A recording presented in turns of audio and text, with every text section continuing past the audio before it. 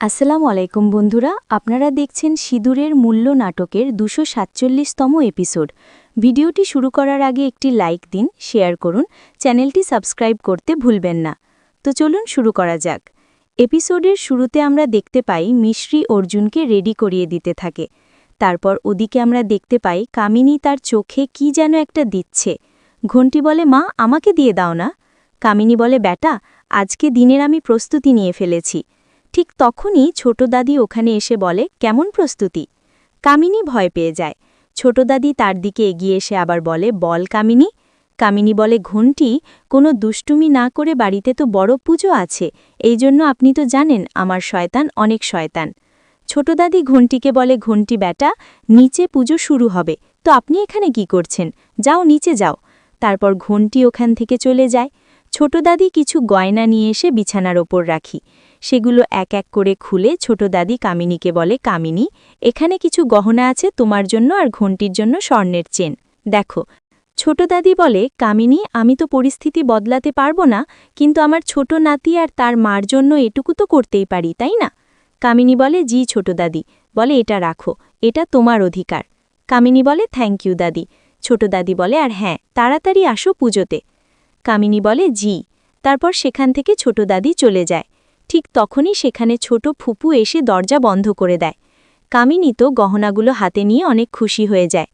ফুপু এসে বলে, রাম ভালো করে, আজ পর্যন্ত আম্মা তো আমার হাতে 100 টাকা পর্যন্ত দিল না, আর তোমাকে লাখ টাকার গহনা দিয়ে গেল, আমার পাওনা আমাকে দাও।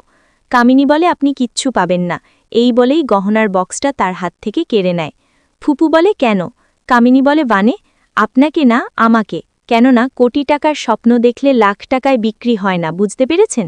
ফুপু বলে, না কিছু করতে পারি না। তারপর আমরা সিন কাট হয়ে দেখতে পাই পুজো অলরেডি শুরু।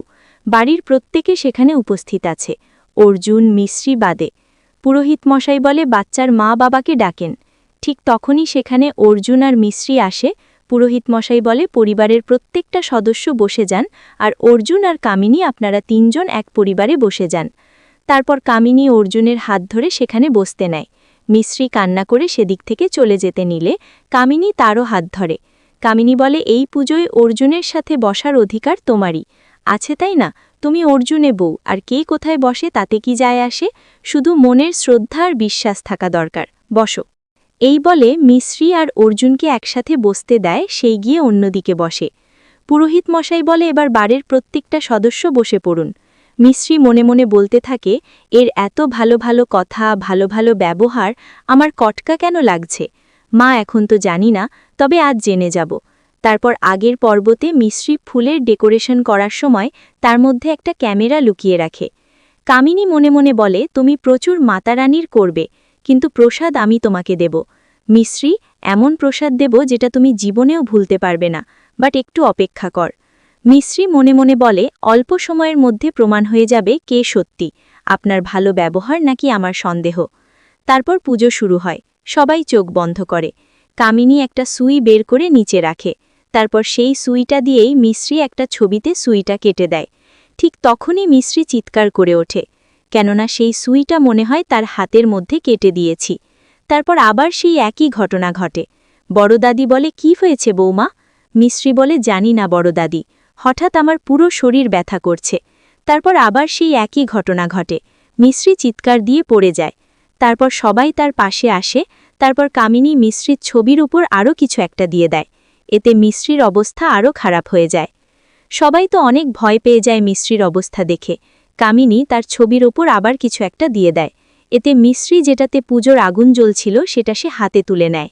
মনে মনে বলে, আমার কি হয়েছে? যদি কিছু করার থাকে আমার জীবন নিয়ে নাও মা, তবুও বাকিদেরকে ছেড়ে দাও। অর্জুনের বাবা বলে, মিশ্রি হুঁশে আসো। মিশ্রি কি করছো? তো বন্ধুরা, আজকের পর্বের সমাপ্তি এখানেই হয়। ভিডিওটি ভালো লাগলে একটি লাইক দিন, শেয়ার করুন, চ্যানেলটি সাবস্ক্রাইব করতে ভুলবেন না।